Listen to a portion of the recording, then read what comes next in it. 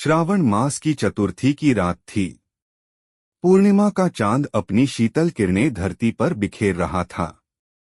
गांव में चौथ माता का व्रत रखने की तैयारियां चल रही थीं। घर घर में दीपक जलाए जा चुके थे और महिलाएं लाल चुनरियों में सज-धज कर माता की कथा सुनने एकत्र हो रही थीं। बहुत समय पहले एक नगर में एक धनी साहूकार रहता था। उसके पास धन, हवेली, नौकर चाकर सब कुछ था, पर संतान नहीं थी। उसकी पत्नी बड़ी ही धार्मिक और व्रतनिष्ठा स्त्री थी।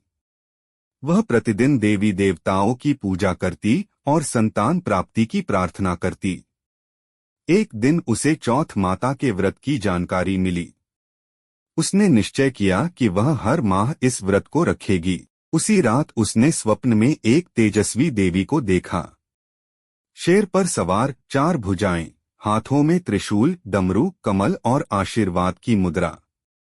देवी ने कहा, हे साध्वी, तूने मुझे सच्चे मन से पुकारा है। मैं चौथ माता हूँ। अगर तू मेरा व्रत श्रद्धा से करेगी तो तुझे संतान की प्राप्ति अवश्य होगी। प्रातः उठकर साहूकार की पत्नी ने विधिपूर्वक व्रत किया।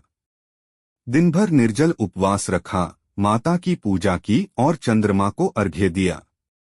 कुछ समय पश्चात वह गर्भवती हुई और एक सुंदर पुत्र को जन्म दिया। पूरा परिवार आनंदित हुआ। दीप जलाए गए, मिठाइयां बांटी गईं। माता चौथ की महिमा गूंजने लगी। पुत्र बड़ा होकर सुशिक्षित और समझदार बना। उसका विवाह एक सुंदर कन्या से हुआ, जो आधुनिक विचारों वाली थी और व्रत पूजा में रुचि नहीं रखती थी। चौथ का व्रत आया। सास ने बहू से व्रत करने को कहा, पर बहू ने मना कर दिया। यह सब अंधविश्वास है, मैं व्रत नहीं करूंगी। सास ने समझाया, पर वह न मानी। उसी रात घर में आग लग गई, हवेली जल गई, पुत्र बीमार पड़ गया और व्यापार ठप हो गया। सास ने कहा, यह सब चौथ माता के अपमान का परिणाम है। अब बहू को पश्चाताप हुआ।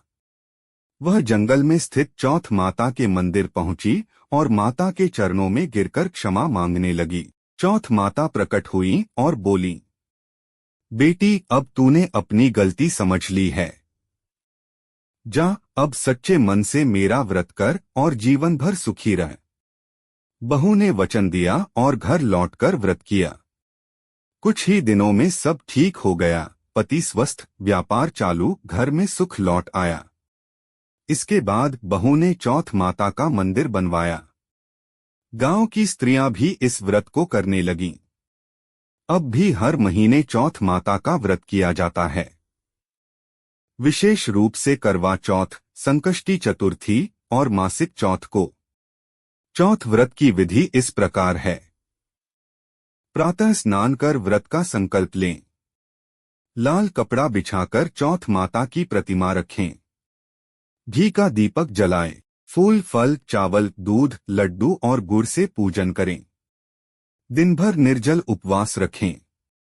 संध्या को चंद्रमा को अर्घ्य देकर कथा सुनें। माता को भोग लगाएं और प्रसाद बांटें।